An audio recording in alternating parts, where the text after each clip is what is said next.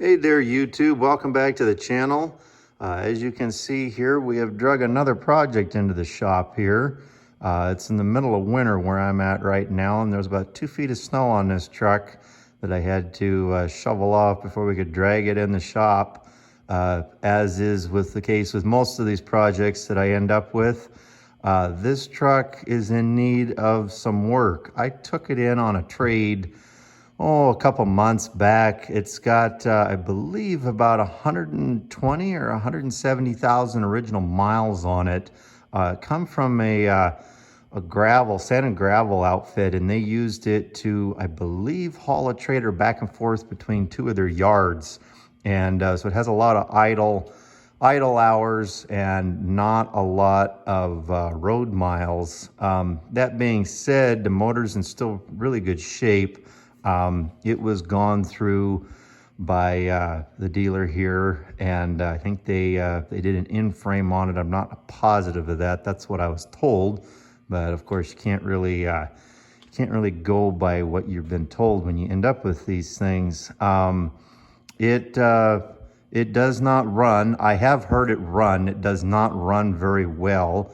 We'll have to let it drip off here before I show you what it's got for a motor and what the problem is on it, but I can kind of show you the rest of the truck. It's got a 3/8 frame rail here, so it's a good heavy frame truck, 20,000 pound front axle, 40,000 pound rears underneath it. It's on Kenworth 8-bag air. It's got the tall 24/5 rubber on all aluminum rims here. I'll take you in the cab here and show you the cab. The cab's in really good shape for the truck. It's got a really nice seat in it. You can see the interior of that. It needs a little bit of work here and there. The rear window, it looks like either this truck had a sleeper on it at one point, or it came spec'd for a sleeper and they just put a rear window in it. As you can see, it's all cracked and beat up there. So I don't know what they tried to put a window tin on it or something. I don't know. So we're gonna have to replace the window at some point here. Needs a coat of paint and a little bit of body work here and there.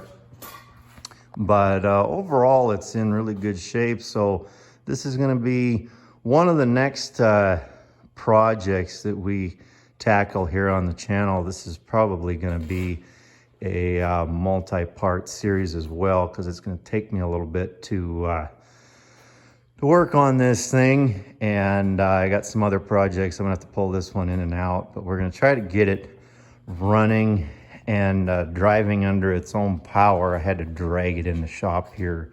You can see a pile of parts there. That's for another project. That's a little teaser there for the next project that's going to come in the shop here at some point. Still waiting for parts for that. But yeah, we're going to go ahead and let this thing drip off, and then I'll show you what we're up against and what we got to do here. Well, we're back a couple hours later. I spent the last half hour or so squeegeeing the floor, scraping off the roof and the hood and everything, trying to get this snow off. There's still quite a bit of snow on the back of the truck. You can kind of see back there, so it's still dripping pretty good, but the hood's all cleaned off, so I can open this thing up and show you what she's got in her for a motor. Get this thing opened up here. Yep, it's got a little kitty cat 3406 engine in it. This is a C model, so it's a 1992 Kenworth T800, and there's 2 styles of these engines back then. As far as the 3406s, you had the 3406 C model that had a mechanical injection pump, and a 3406C that had a electronic injection pump, or a I think they call it a PEC, P-E-E-C, injection pump on it. And basically what that is is it's an injection pump. From my understanding, it's an injection pump that has a computer that controls how much fuel it puts through to the injectors. The injectors themselves are mechanical. So you can see in the cab here, I'll show you, it's got a fly-by-wire throttle pedal in it. And what you'll come to learn on this channel is we don't like fly-by-wire throttle pedals. We like the old mechanical where there's a rod going through the floor and connecting to the injection pump on whether it's my pickup that I drive every day or or one of these semis here. So it's got, so when I got this truck, like I mentioned before, it wasn't running. The guy that I bought it from, or traded for it actually, he claimed that it was a air leak in the injection system. And he was suspecting this injection line back here. And he was saying that the tech at Cat didn't tighten up the fuel fitting, the bulkhead fitting on the other side of that connects to the injector. I suspected that wasn't the case, but I went ahead and pulled the valve covers and everything off and the jakes off and went down in there to see if that was true, and my gut was right. It was not true. It was tight. Everything was tight in there like it was supposed to be. So from the research that I was doing, these injection pumps, when there's a sensor somewhere in whether it's in the computer or the actual injection pump itself, when this certain sensor goes out or certain sensors go out, it can make it seem like the truck is sucking air. At least this is from what I was reading about online. A couple people were having the same problem, and I guess it's somewhat expensive to fix there. A lot of people have gotten scared off on this truck. The guy was, I think, having a hard time getting rid of this thing.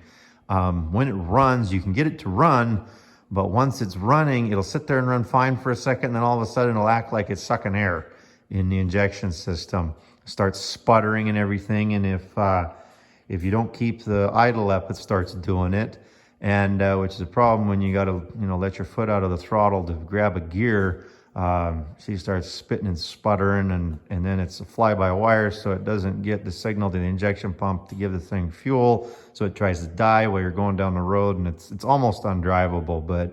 But we had to actually drag it in the shop here, being that it's wintertime. She just flat out wouldn't start. So I had to get a piece of equipment and push and drag it into the shop here. So yeah, we have to repair the injection pump, and I think rather than replace the computer sensors and all that other fun stuff on it, we're gonna do something else instead, and I'm gonna go show you that now.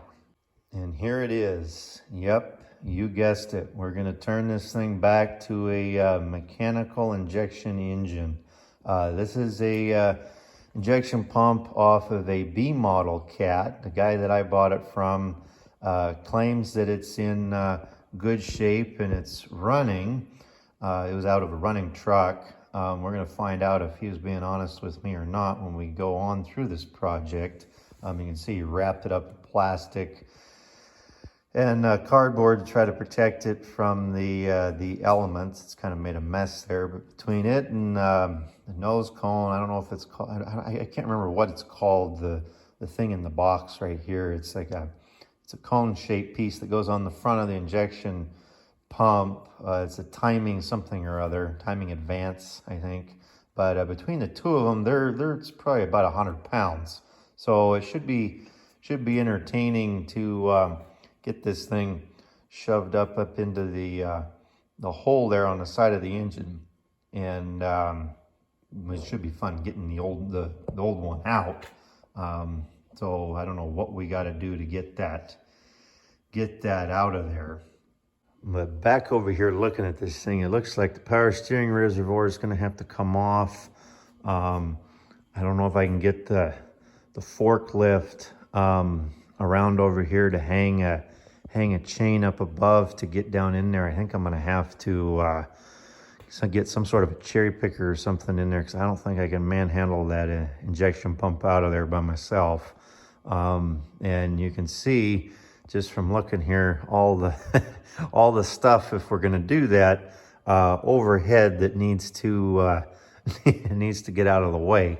So that's going to take a little bit to get apart. And I think I'd have to do some more studying, but I think I got to get the engine rolled over to top dead center and time everything. So when I pull this, everything's timed. At least that's the way it is on a Cummins 12 valve. I don't know if this bears any resemblance to that as far as the procedure of doing this. For all I know, it could be totally different. Maybe you cat guys there watching this, if you happen to be watching, maybe you can correct me in the comments below. But anyway, so this should be entertaining project here for this thing. This truck needs a lot of other things. It needs paint, as you can see. I mean, well, I guess in the camera you can't really tell, but the paint's pretty faded.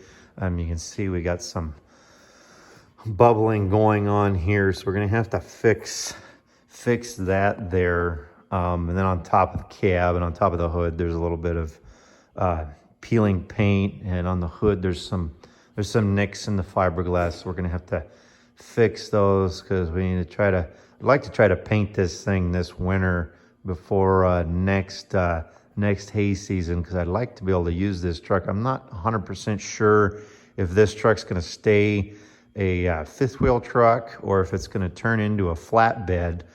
If it's going to turn into a flatbed, we're going to have to build that, weld that up, and we got to also put a pintle hitch on the back of this thing. You can see it's just cut off in the back here, being that it was a fifth wheel truck. So we'll have to run the air lines back here, pull the fifth wheel off, and we might even have to extend the frame rail. I haven't pulled a tape measure on it, but if we're putting a 20-foot bed on this thing, we might have to lengthen the frame a little bit. So yeah, I think I'm gonna leave this video off here, being that it's still dripping pretty good. You can see down underneath there, and so there's no sense fighting it tonight. It's getting late. I'll just let this thing drip overnight and dry out, and attack this thing in the morning and see how far we're gonna get. So if you like this sort of thing and you find this interesting, consider subscribing. We get all sorts of projects in here, everything from trucks like this to tractors to implements to, I mean, you've seen the forklift in the previous videos. We get some heavy equipment. I own a few pieces of heavy equipment that I work on from time to time, and you never know what I'm going to drag home from the latest Craigslist deal or auction.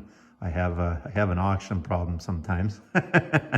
So and then we got welding projects from time to time. Like I was mentioning, if I turn this truck into a flatbed, we'll have to build that. So yeah, go ahead and follow along on the next one. Part 2, we'll probably tear into this thing a little deeper and see if we can't get the old injection pump out of there. So until next time, hope you have a good day, and we will catch you next time.